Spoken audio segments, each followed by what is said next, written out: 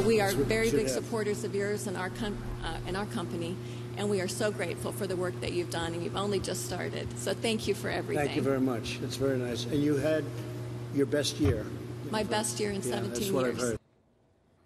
Well, that was Missouri business owner Mary Beth Hartman discussing how her company had its best year in 17 years, all thanks to tax reform and the rolling back of regulations. Now, let's bring in the business owner, Mary Beth Hartman herself, owner and president of the Hunter Chase Associates.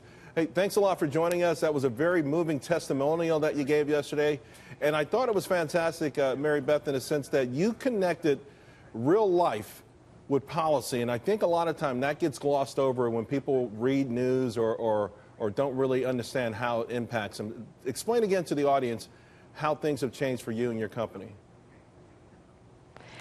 Well, the first thing that happened was immediately upon his election. Things changed for me in the way that I thought about business and the economy. I think one of the biggest drivers, in my opinion, for the economy is consumer confidence.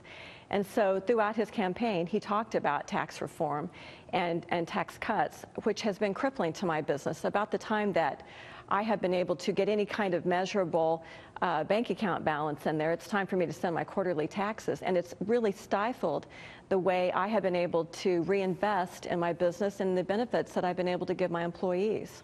And your business, again, is?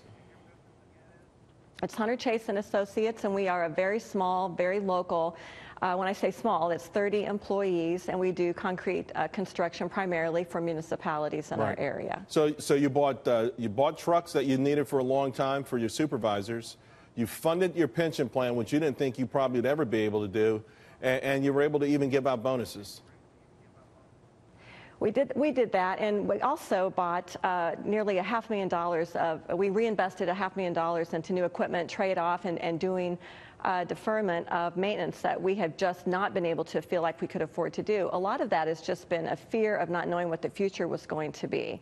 And so, yes, that is what happened. And I want to make a clarification on the pension plan. The pension plan is from our local laborers union, and it has been highly problematic and something that they have really been concerned about because it's been underfunded for so many years, probably 10.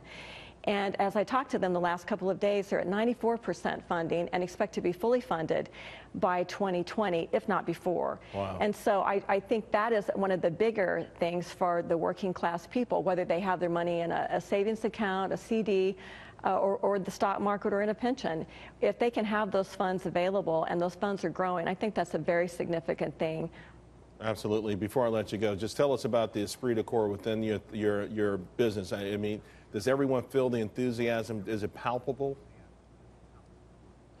Well, I think it is, because one of the things that I did, because they're union employees, they all have a very rich benefit plan. They have Cadillac insurance and retirement, and they do have a holiday pay that they get around Thanksgiving time. But one of the things that I did for my tenured employees and the people that are in a management position is I offered them an additional 1 week's vacation. And I didn't think much about that at the time, but that has been very meaningful to them, as they've been able to take that either for vacation with their family, or if they would take off if they have a baby or an illness in the family.